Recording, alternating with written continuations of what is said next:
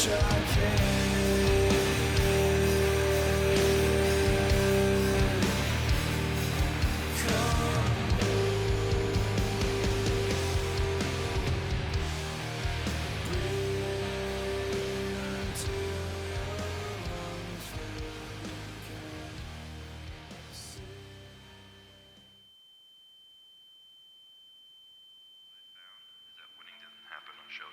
It happens in those early mornings, painful workouts, long cardio sessions, and hungry nights. It happens in those moments of fear we all have when faced with a difficult goal, and then more so, what you make of that fear. It happens in every second of every day before you win.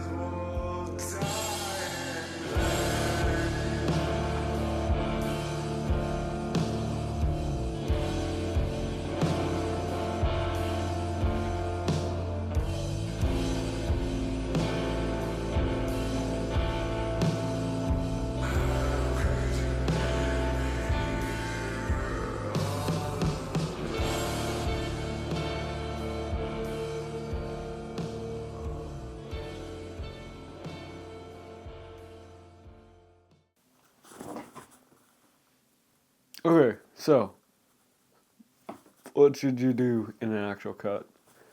Basically, the main things you want to prioritize. This is talking about extreme cuts, by the way. During a normal cut, it's not as difficult to understand.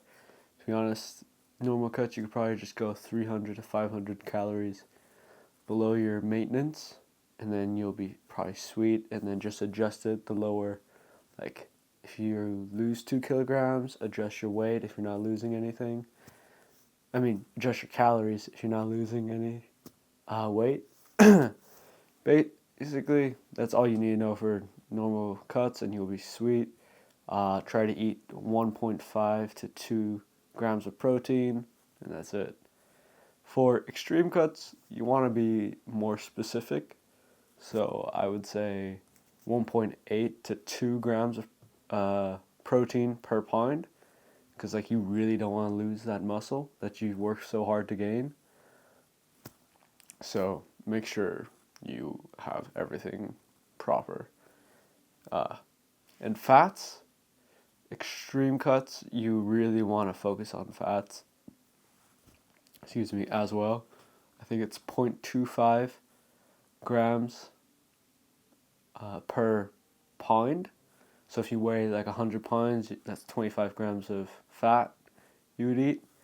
Basically, that's just to keep your hormones working right and for you not to completely shut down.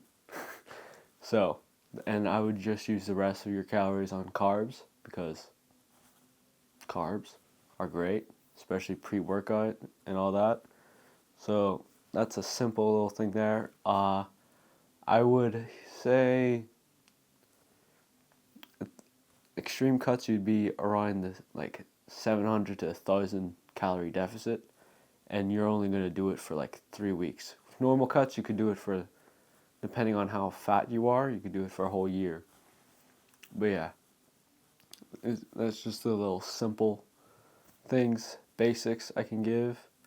Now for water cuts, which is a good bit different. So water cuts, for your first, I'd say 3 to 4 days, you want to be drinking around every 35 pounds, you drink a liter. So I'm 140, so I'd be drinking around 4 liters, probably a bit more. So yeah, that's the basic grasp on it.